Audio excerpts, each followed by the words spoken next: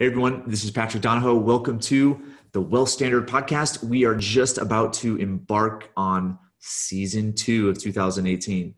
Now, if you recall, season 1, which was the first 4 months of the year, was based on the principle of life, meaning you are your greatest asset. So all of our guests, all of our topics and conversations revolved around that theme.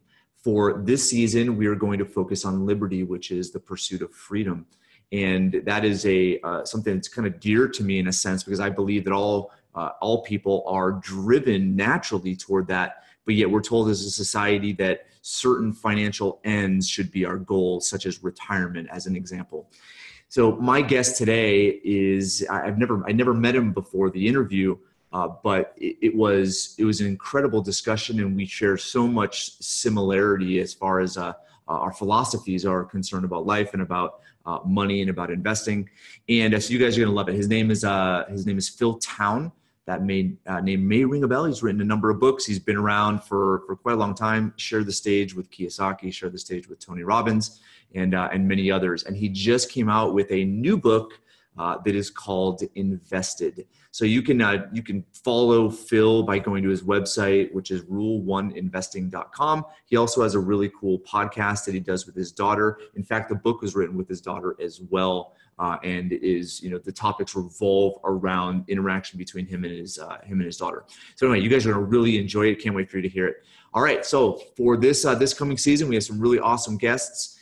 So make sure you go to the website, thewealthstandard.com. and put in your email address and subscribe to the free newsletter so that you can be updated as to when episodes are released. You can also get the show notes and so forth. We also have our social media links on there. Now, with all the events that we have going on this summer and this year, like the book that I have coming out, the Cash Flow Wealth Summit, and a lot of other things, follow me on social media. I am getting better at being active on Instagram. You can follow me there. And also the links to Facebook and Twitter and so forth are on thewealthstandard.com. So you can link there and then follow me and follow the company. Okay, well, without further ado, let's get to Phil. You guys are gonna really enjoy this interview, and it's a video interview as well. So if you're listening to audio and you wanna check the video side of things out, you can find us on YouTube. So it's YouTube.com/Paradigm Life. All right, everyone. Hope you enjoy.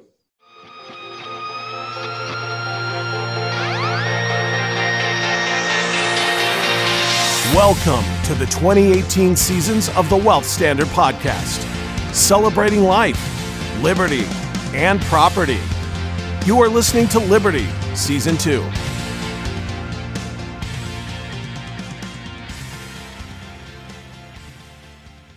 So Phil, welcome to the show. It's awesome to have you on. I appreciate you taking the time. Thanks, Patrick. It's great to be here. Love your show. Most of I would say that I've known about you for a really long time. But for the listeners maybe that don't know you or don't know your story, would you mind taking a moment and just telling us where you've come from and then what you're doing today? Sure.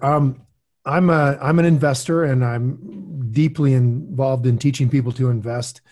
I just finished doing a book with my daughter, Danielle, based on our podcast called Invested, which is me teaching her to invest. But I don't come from sort of the Wall Street view of things. I came out of being a soldier / river guide back in the day, and spent 10 years working as a river guide in the Grand Canyon doing those whitewater trips. That was my full-time career.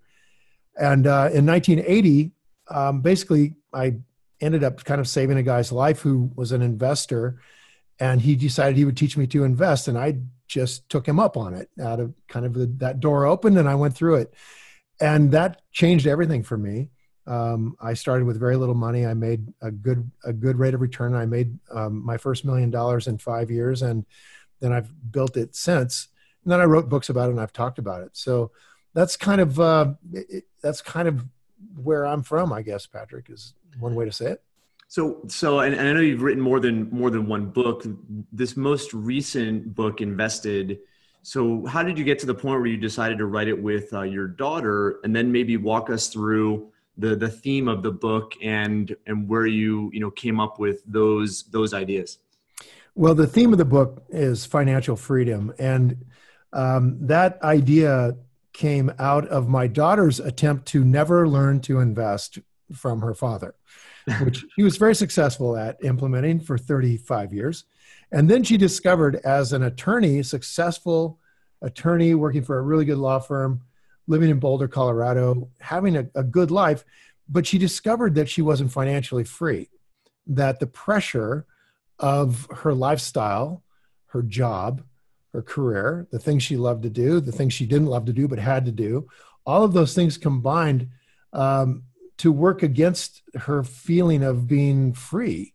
And she finally realized, by doing some numbers, that just saving money from a significant, salary that she was making, that wasn't going to be enough to ever get her to financial freedom, that she would be, in her terms, a wage slave, albeit a highly paid one, her entire life. She would have to work well up into her 60s to get to a place where she could count on herself to handle retirement until, she was 90 some years old. And that just finally dawned on her that her father, have lived a life of financial freedom for her entire life. She's grown up under somebody that lived in financial freedom. And yet it never dawned on her that maybe she should learn how I did that until her mid-30s. And then she said, Dad, I hate this thing, this investing idea. It's horrible. I hate numbers. I don't want to read anything. I have my career, my life. I'm afraid I can't learn this unless we do it in a structured way. Could we do a podcast where you teach me, and then I have to show up every week because a podcast is requiring that I get there? And I said, okay. And I was sort of laughing. This is going to be a very boring and very short podcast, because learning to invest doesn't take a lot of super skill. I mean, there's just a few things you need to know. I figured we'd be done with it in a few hours. And what I didn't expect was that in the first podcast, she proceeded to rip me apart for every idea I gave her. It was wrong for this reason. It was wrong for that reason. I'm like, whoa, this is not teacher-student. This is father-daughter time here, where she is not just going to listen to me. And it turned out that was pretty entertaining. And we have since then have done, I think, 160 podcasts. And I'm still teaching her. And she's getting less, sort of pushing back less. But she still pushes back. And the impact of that pushing back that she does is that a lot of people listen to the podcast and think, wow, Danielle is finally asking the hard questions, the ones I always want to know the answer to, the dumb questions I'm afraid to ask. She's pounding her dad to make him dig in deep enough to where she really understands it. And that has kind of become the theme of the podcast, and ultimately became the book Invested. So I have a couple questions in that regard, because you've taught people, probably hundreds of thousands, maybe more. You've shared the stage with, Tony Robbins and other, iconic figures, and you've seen firsthand how, some people will educate themselves with the information that you're giving them. Others will choose not to. This is your flesh and blood. This is your daughter. So my question becomes, first, what was the tipping point that got her to wake up and say, Dad, I want to learn more about money, or I want to do a podcast, or whatever that conversation looked like. And then a follow-up to that is, what has helped her make certain financial concepts click as you've been doing the podcast? Well, the notion of financial freedom is really what drove Danielle to desperately seek help. Obviously it has to be desperate for her to come to me.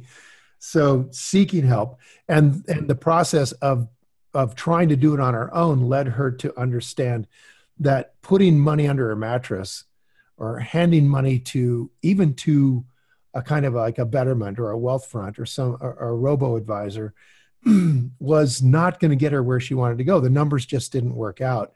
In other words, she did that little process called Your Number, right? Trying to figure out what the number had to be to be financially free, and found out she wasn't going to get there for a long, long time. So that was the trigger to starting to dig deeper about investing. And then the thing that made it click for her, that first off, it was just Danielle pushing back on me. I mean, she's super smart. She's Wellesley bachelor's degree, Oxford master's degree, NYU law degree, and a master's degree in law. And so she's smarter than me, and which isn't fair. And then she just beats me up and using her intellect. And then I was on the defensive all the way until she finally started to realize that she connected to the idea of putting her money where her values are, and how important it was for her and for her generation to not just put your money into stuff that hopefully makes you money and makes you wealthier, but to put it in stuff that does those things, but does it in a way that moves the world toward the world you want to see, toward the world that your descendants should be living in, as opposed to the directions we're going now. And when she finally realized that her vote with dollars invested in anything, Betterment, Wealthfront's going to take your money, put it into ETFs. You're going to own everything there is.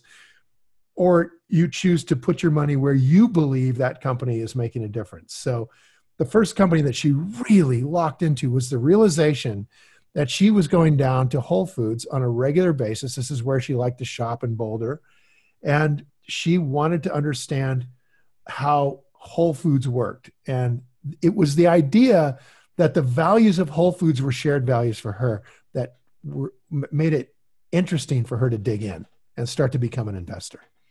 Well, I think, did she read Mackey's Conscious Capitalism as well? Yeah, we even talk about it in the book. I mean, John Mackey, of course, is the shining light, the lighthouse of the idea that CEOs have an obligation to more than just shareholder returns. That it isn't just about, CEOs love the idea that they just go make money for the shareholders because that's really simple. And many of them are hired gun mercenaries who are only going to be there 5 or 6 years, and they're out to make a killing. They've been working their whole life to get to the top. Now they got to the top and they're making their 15, 20 million a year. And really it's sort of damn the torpedoes and screw everybody else. It's my time now. And what she started to understand from John is that there are stakeholders out there. There are employees whose lives matter or should matter deeply to the CEO. There is the community that the company is influencing. There's the environment that they should try to be making better every year. I mean, we're not going to walk on water, but let's try to make things better. And the idea is that a CEO has the obligation to make things better across this range of stakeholders in a company. And this is John Mackey in Conscious Capitalism, the book he wrote, and it's genius. And it says that there's a moral quality to leadership, which our leaders are pretty much ignoring, I think. They want to be moral people, obviously, but they also want to accomplish their personal goals. And so I love investing with leaders, like a John Mackey, like a Howard Schultz, like a Steve Jobs. These people led the way I think the infantry school teaches its young officers to lead. And that is, your people come first, Jacko, right? Yeah, you're in charge, but your people come first. You make sure they're fed, you make sure they sleep, you make sure they're equipped, you make sure they're able to do their job. You support them in every way. And when the bullets start flying, you go up the hill first. And this, of course, is completely the opposite of way many CEOs are functional. So it was Danielle's understanding from John Mackey about moral investing, values investing, if you will, Patrick, that I think really triggered her interest in this whole thing. So Phil, so some of the things you've been hitting on, I want to expand on just briefly. The first thing is I look at what we as a society have been conditioned to do. Like what is good? What should we aspire to? What would an accomplishment or achievement be? And it's really related to first the school system influencing us to be good individuals. And I think in a way that it conflicts with how most business I think is evolving these days, which is to group effort. And in that group or team effort, you have economies of scale, you have division of labor, you have efficiency that you don't have as an individual. You're taught to do everything and be a master of it all. And I just don't think that that's very, it's not realistic. And I think it hurts, and it's still going on because I have kids that are still in school. It's still going on where you're taught to fit into this specific box, and it leads people down, this road to get degrees and prestige and salary and benefits. And ultimately, I would say if very similar things happen to people, as it happened to your daughter, which is they find themselves in this conundrum where they don't know what to do. They're earning money, they're doing everything that they've been told, but yet they don't have that sense of fulfillment or satisfaction. And I think that goes against the nature of human beings. But then you go and you backtrack and reverse engineer where our society has been created from an educational standpoint, and it's based on a very, very old system that was meant to train factory workers and military, based on the Prussian system. And and I think it's still going on. It's perpetuating through business. But I've seen some changes, and I want to get your insight here because Whole Foods is not an anomaly. You look at what's going on with GE right now. GE was a monstrosity. Now it's like, it's not what GE used to be, and a lot of people are suffering from that, especially those that put all of their stock into their into their pensions, into their 401k. They're not very comfortable right now. But it's one of those things where as corporations, as they start to have I would say a culture that is starting to get more putrid than healthy and successful, then that's where the pain gets so great where they have to do something. And right now there's a very transient, especially with millennials, there's a very transient nature of jumping from one to the next. And I think it's because the fulfillment that they thought they were going to get, they're not going to put up with that. They're going to go seek it out. So I'd love to hear your and your daughter's thoughts in regards to that, and the transient nature of workers that are seeking to find gainful employment, meaningful employment. Well, I think meaningful employment is right next to meaningful life, right? I mean, it's what we spend a lot of our day in our jobs. And we're going to swim into deep water here, man, because there's a lot here that you were talking about.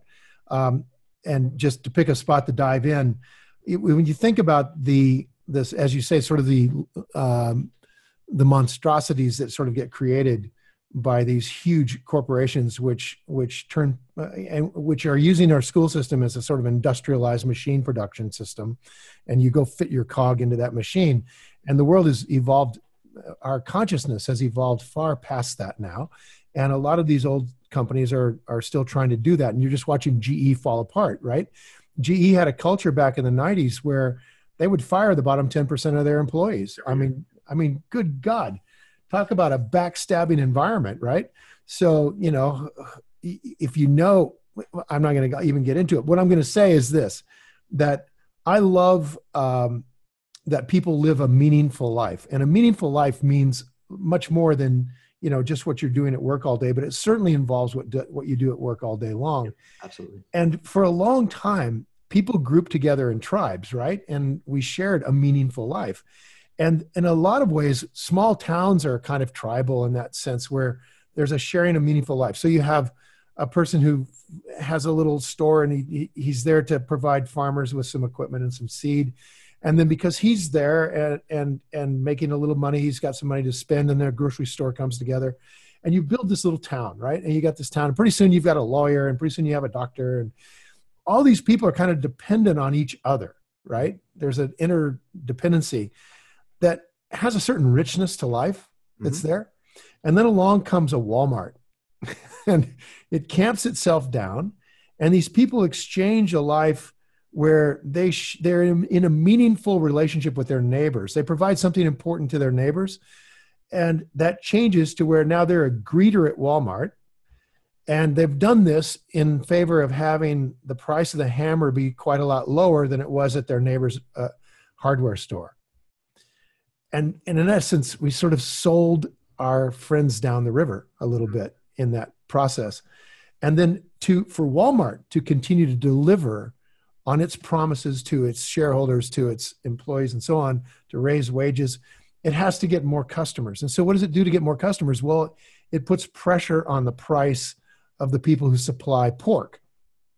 So it goes to Smithfield Foods and it says, you guys need to supply pork cheaper, or we're going to go to China and get cheap pork. And Smithfield says, well, okay, we're going to do our level best. And they get their heads together, the executives, and they say, you know what? We can't have these hogs walking around on the ground anymore because it's cheaper to put them in a cage. And we're just going to put a 250-pound hog in a cage, and we're going to leave her there her whole life. We're going to inject her with vaccines and antibiotics so she'll stay alive in this system where she might go insane, of course, but it's just a cog in the machine in the size of a coach seat, 250-pound hog.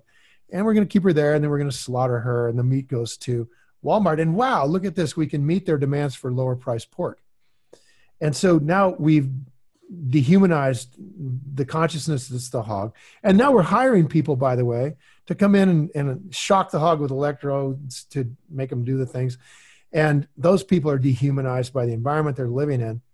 And now Nebraska passes a law that says you can't put a camera in that facility undercover without committing a felony, because they don't want it revealed, right, that what's going on. So now I find out that Smithfield is going through this horror show of animal cruelty and human cruelty and disobeying every sort of moral injunction, and doing that so that they can meet Walmart's price because they're under pressure from Walmart. And you start to see the impact of removing consciousness from the equation, where it's all about money. It's all about price. And I think that that's what's driving a lot of millennials right now. Yep. Well, it's interesting. This is an interesting topic because, why is it that like my daughters love animals? Like my wife took them to this like puppy barn that's 45 miles away on Saturday. And I have like 1,000 videos of like puppies.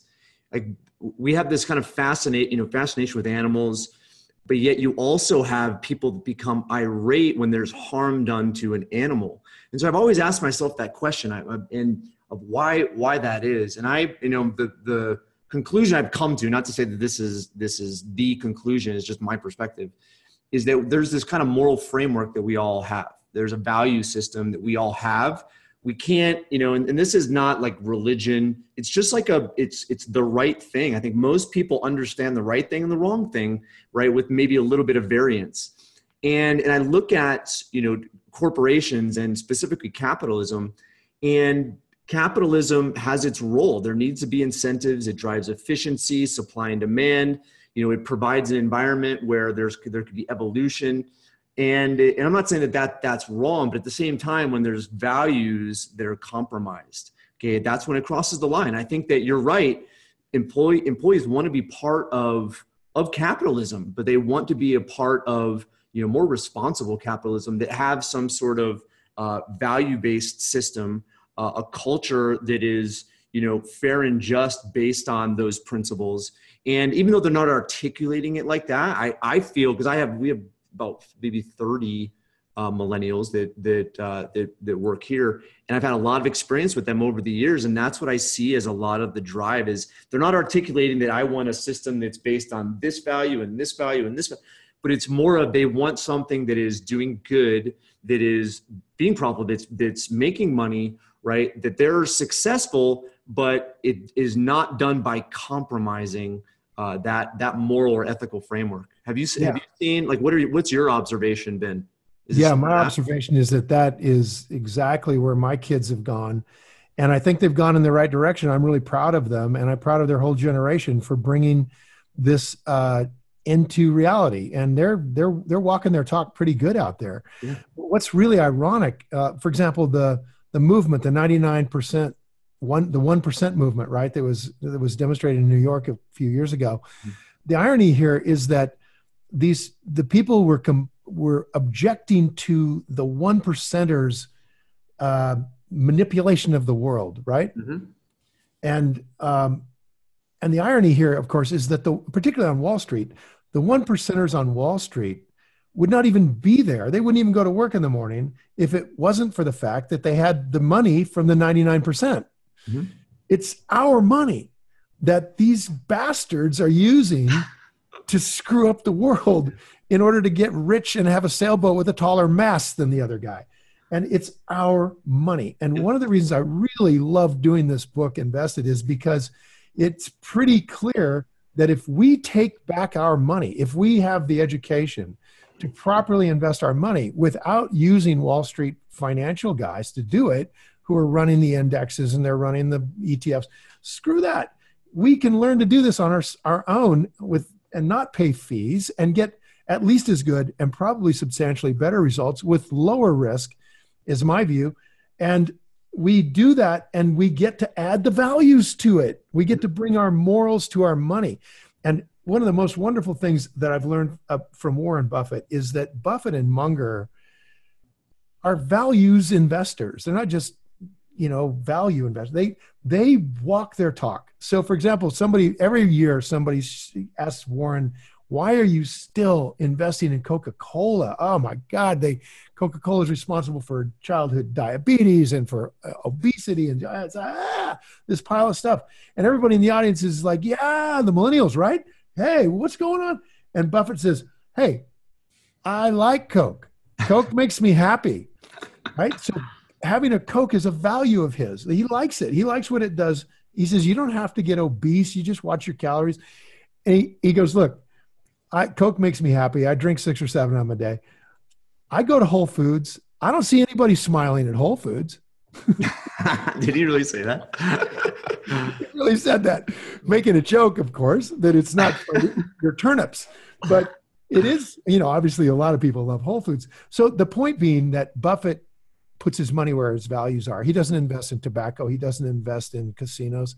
He doesn't invest in things he just doesn't think are good. But his value systems are his. And the point of learning to invest on your own is to make your money go where your values are, not where Warren's are, right? Or not where your fund manager's values are. So that's a very powerful thing. Now, I wanted to jump, unless you want to talk about that. I'll wrap up one point, because I agree with you. I think people taking control of their money is that it can make some huge shifts, because I won't go into the way in which markets are created, influenced, unethically influenced by a lot of the money that is floating around on Wall Street. And it was never that. I interviewed Ted Benna, I think it was a little over a year ago. He was the first financial advisor that used the 401k section of the tax code. And he used it more for executives to defer as opposed to have to pay tax on end of year bonuses. And, he kind of pioneered that, but it's one of like his biggest regrets, right? Because what executives who already had a really good retirement set up, and this was to help shelter more income, right? Exactly. And it got twisted. And so I think that's, it's part of it where people have, been taught, again, same thing with, the school system and what we should do as far as employment is concerned. It basically teaches people that that's not your specialty. That's, not what you should control. This is the direction you should go. And now we have the monstrosity that we have today. Right. But I would make one other point. I think that's one of the legs of the stool. I think another leg of the stool, which is wrapping up the point we were making in the beginning, is finding meaningful employment or meaningful things to do to create value for others. And I believe that's kind of, intertwined with our purpose and meaning of life, is to not stop doing that. And I think the idea of retirement more relates to stopping what you hate doing, right? Because I think if people loved what they were doing, they wouldn't necessarily retire. They'd be retired right now. They'd be free right now, and they'd be able to, have meaningful experiences with their kids. They'd be able to go on vacation and travel, right? But also have employment that's meaningful and that provides value to others. And I think a lot more money is going to be made there, but there's a lot more fulfillment and happiness. And I think that in this day and age, more so than any age in the past, you have opportunities, whether it's, contract work or working remotely, right? Or, just the essence of going from one job to another, where you within 10 years, maybe have 5 jobs, and that's not seen as erratic by employers anymore. So I think it's good to find something that has a purpose, employment that has a purpose, because I think that's going to be part of, part of that whole freedom equation. Because far too often I've seen, this is going back over 10 years, people have tried to have their money set them free, right? And oftentimes there are these like X factors, anomalies that throws everything out of whack. And if they don't have the other side of the equation, which is being able to have, making contributions and earning money based on those contributions, okay, then sometimes this can throw an entire life out of whack, which has a person have to go back to the job they hated, 20 years ago. So I wanted to wrap that up before we moved on. My friend, this is exactly where I wanted to jump to. Oh, cool. Okay. All right. Exactly where I wanted to go, because money does not provide freedom, right? It can be actually a gigantic ball and chain. I mean, you can't imagine, if you don't have money, how terribly fearful are people who do have it are of losing it, and how your life can change dramatically because now you have this thing you have to protect. Mm-hmm. Right? But I think that's probably most people would love to have. So I'm not going to dwell on that. What I want to dwell on is what you just said about meaningful work, a meaningful life, meaningful things that you do. And one of the things that I taught my kids from square one was the concept of Dharma as a way of thinking about this meaningful life, right? What a meaningful life is. And this whole idea of Dharma meaning that you're doing the things in your life you're supposed to be doing, the things you were born to do, assuming there is such a thing. I think there is. Let's just imagine that there is, that you're born with a purpose, and that as you grow, you keep changing that purpose. That, in other words, as a child, your purpose is one thing, but as an adult, another thing. And maybe soon you'll have achieved a certain level of skill sets and mastery where the new purpose can evolve. Mm-hmm. And so that's a constant throughout your life, is this constant change. And when I was working as a river guide, Patrick, I worked from about, we'd start in March, late March, and go to October. And then I would have my $4,000 that I saved from working down there, and I would go travel or go take classes or whatever. And I spent time in India multiple times, and I learned to invest, and I learned to do all this different kind of stuff in India. And I love the Indian culture, and I love the Indian people. And one of the things I love most about it is that they've been around a long, long time. And what they have in their culture is this idea that you're here for a purpose, and let's just call it Dharma, and that there are ways of getting onto your Dharma that are better than other ways, right?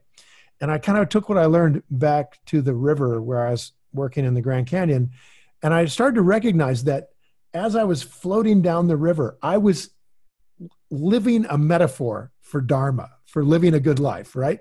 For Dharma. So I've got my boat on this river that's all chocolate brown because it's not clear a lot of the times, and you can't see the current very well. You have to feel it.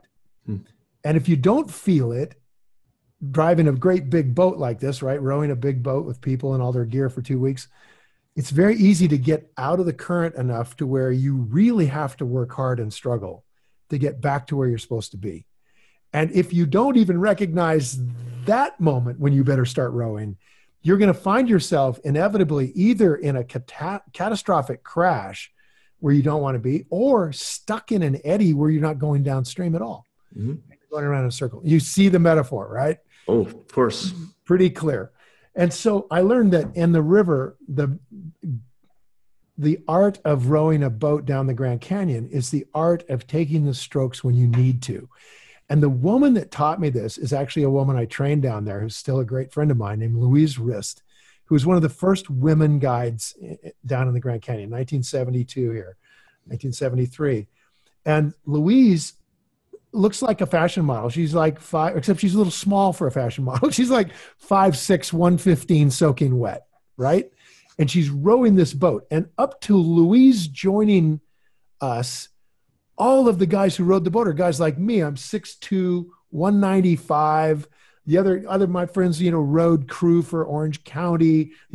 Everybody's burly because it's this big macho job, and you got to be a big macho muscular guy to do this job. And here comes Louise, and the company was very affirmative action, so they got a way for her to come in, and she showed us all we were full of crap. That what you needed to do was to feel that current.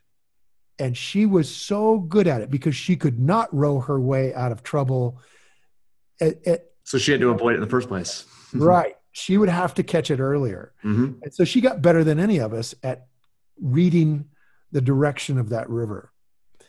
And so if you're thinking about Dharma, it's the direction of your river in your life. So everything's great when you're just going straight, but your life won't go straight. It's going to curve. It's going to change.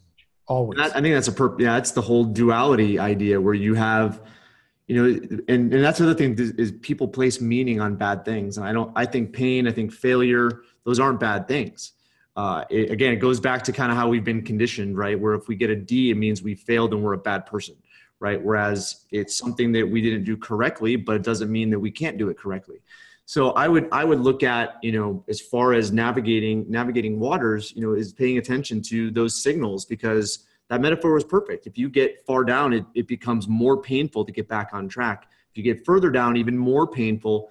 And eventually you can go through a catastrophic, a waterfall, or your boat will capsize.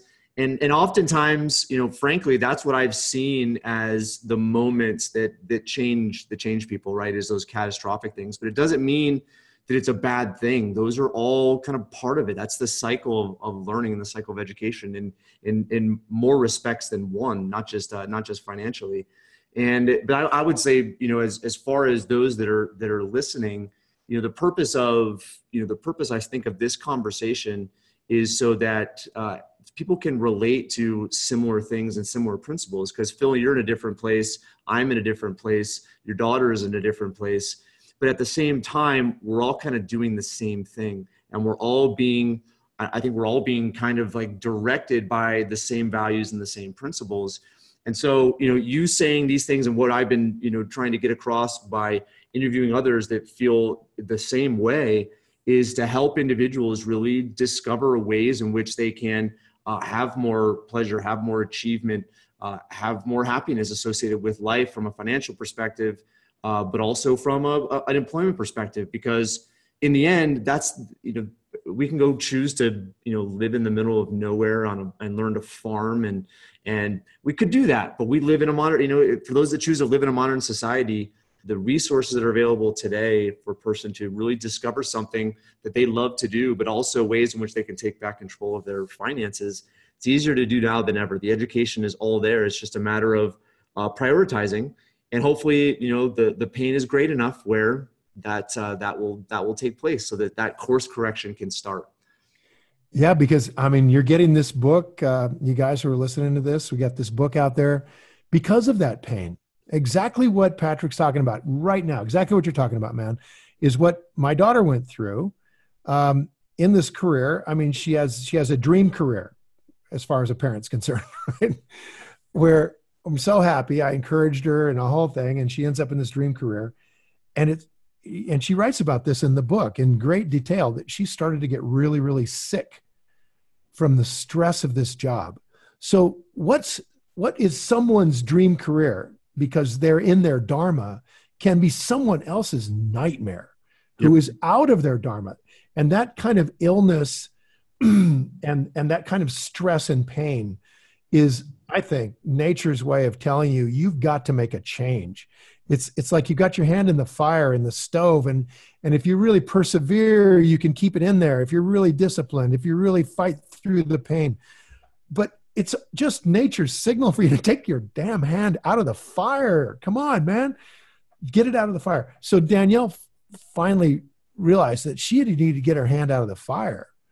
And part of what drove her to come to talk to me about investing was she was going to walk away from a really, really high-paying job. How is she going to achieve the freedom in her life to pursue what she wanted to do in her life, whatever that was? And investing became part of that. But I'm telling you, it was the pain that drove her to the decision to change her life radically. And I think, frankly, if I've been successful in my life, it is my willingness to make that change. And I've been very fortunate to make it before I got hammered, right? Before nature said, well, you're just not hearing me here. Right? And those changes came. I stopped being a soldier. And I was a very good soldier. I was in Army Special Forces, the Green Berets. I was a really good soldier. I was good at it. And I came to an end of it, and I stopped. And then I became a river guide because it was a door I could walk through, not because, oh, it's been my dream to be a river guide. I never even heard of it. My mom was just filling envelopes for this river touring company. Mm-hmm. And she said, you really need to go get a job. And so I went and tried out for it because it was the only door that would open up. I was invited to come up to speak to a group of the Special Operation Forces guys up in Fort Bragg not too long ago. And I didn't know what I was going to talk to them about. And I finally decided, look, these are some of the real amazing warriors that we have. And they're being overused, and a lot of them are going to leave the military. And they're going to come into civilian life. So I thought it might be fun to tell them a little bit about my exit from that world into civilian life and the stuff I went through. And I'll tell you, you have to just go to the door that's open, because it's very hard for you to open doors that nature doesn't want you to open, right? Mm-hmm. Really difficult. So I came back from Vietnam and I decided, well, I'd get a job blowing stuff up because I'm good at blowing things up. And so I looked in the yellow pages under blow crap up, right? And and I called a few companies and I said, I'm just back and I know how to blow stuff up. And they were like, click, just not the least bit interested in talking to me. And so the only door that opened up was this river guide door. So I went through it, and that led me, this path few people traveled, led me into the life I'm in now, which here I am. I'm like a best-selling author. I've made a lot of money as an investor. Surely the right way to go about that is to become a river guide in the Grand Canyon, right? That's an obvious choice of things you do. So my point is that you don't know where Dharma is going to take you. You just don't know what you're put on this earth to do. What you know is what's driving you away from what you're doing. That's the pain. And that can be very powerful. And then where should you go? You should go through the door that's open. Probably there's one door open. So, cowboy up and walk through that damn door. You may not want to even do it, right? My daughter did not want to do a podcast with me, but it was the door that was open for her to figure some stuff out. And it's amazing when you walk through that door. Robert Frost's poem, that I know you know, which is The Path Less Traveled, basically says I came to a path in the woods that forked, essentially, and I chose the path less traveled by, and that made all the difference. Mm-hmm. So, I'm just going to tell you guys, don't be afraid of stepping through an uncomfortable place. It's going to make a difference, and it's going to take you the next place. That's kind of my advice for finding Dharma. Well, I'm going to add to that, and then we could probably wrap up. We could probably, I haven't even asked like any of my questions. So actually I asked the first question. Tell us about your story. Like 10 and off we have gone. I'm infamous or famous for doing that. Okay. So what I was going to say, so a couple of weeks ago, I do this like investment summit every year. It's on a cruise ship. And Robert Kiyosaki, I'm not sure how much interaction you've had with him over the years. I'm on stage with Robert actually on May 1st and May 3rd. Oh, cool. Okay. Where are you guys speaking at? Calgary and Toronto in the convention center, both places. Cool. Yeah. So he does this, and it's a smaller group. This was the biggest one they've ever had, which was just under 300 people, but usually it's about 100, 150. And we get to do these article studies with him, or book studies with him. In previous years, we would study like an article about gold, article about oil and its influence on the world. But this last one was fascinating, and I think a lot of what I've learned from him over the years is this idea of approaching something without a bias. And so he had us study this article about holosync, which is a type of meditation of all things. And holosync is this like idea of balancing the two hemispheres of the brain.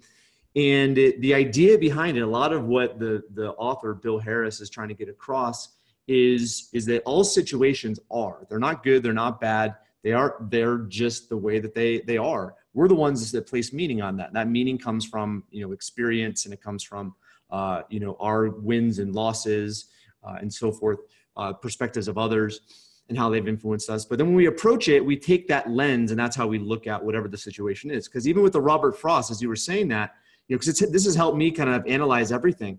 The fork in the road, he took the one less traveled. That's great. But if the person took the road traveled, he may have come across another road that was less traveled, right? They would have made the decision then, right? So it's one of those, Well it said. doesn't mean that you missed your opportunity. Like opportunities are all over the place. It's just, it comes down to removing your lens and trying to look at things as objectively as possible. And it really comes down to education. It comes down to self-discovery, personal development.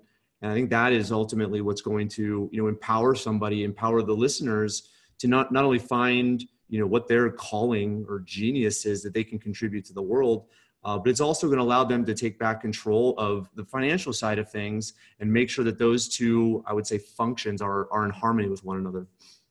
Yeah, I mean, I agree completely. I think that learning to invest properly, the way Buffett and Munger have taught it for 60 years, the way Graham taught it before that, takes very little time. It's very simple. It's not easy because it requires a certain significant amount of self-discovery. It requires a significant amount of personal discipline, and that comes from personal development. It requires a significant amount of reading and having an open mind. It requires you watching out for confirmation bias and getting burned by your own commitments. Mm-hmm. Right? All of these things are about what's going on between your ears, not about the actual practice. The practice is very straightforward. Mm-hmm. So I'm 100% with you, man. I don't teach enough about that, but it's amazing to hear Robert has gone there, and I really appreciate him very much, and I appreciate you bringing this up because ultimately, your listeners and all of your fans are about becoming free, becoming liberated in this world we're working in, and ultimately that's a joy. That's a joy and a voyage of self-discovery all the way. And hopefully, you can make a little money so you're freed up from the restrictions on the path you're on, so you can go after the things you're here to do. Well, Phil, this has been an amazing conversation. I wish we had more time, but you're awesome. We'll push a lot of ways in which people can connect with you, as well as links to your new book. I wish you the best of luck with your podcast with you and your daughter. I'm going to go listen to those because I did an interview with my daughter about a year ago. She was only 11, and she was really freaked out, but she did a pretty good job. I think she needs a few more years, though, to get to that stature. Well, I appreciate you very much. You've got a great podcast, and I've enjoyed listening to it. So keep it up, man. Okay. Thanks, Bill. Yeah. Thank you for joining us as the Wealth Standard Podcast spends all of 2018 celebrating life, liberty, and property. Be sure to leave us a review on iTunes, and we'll see you on the next one.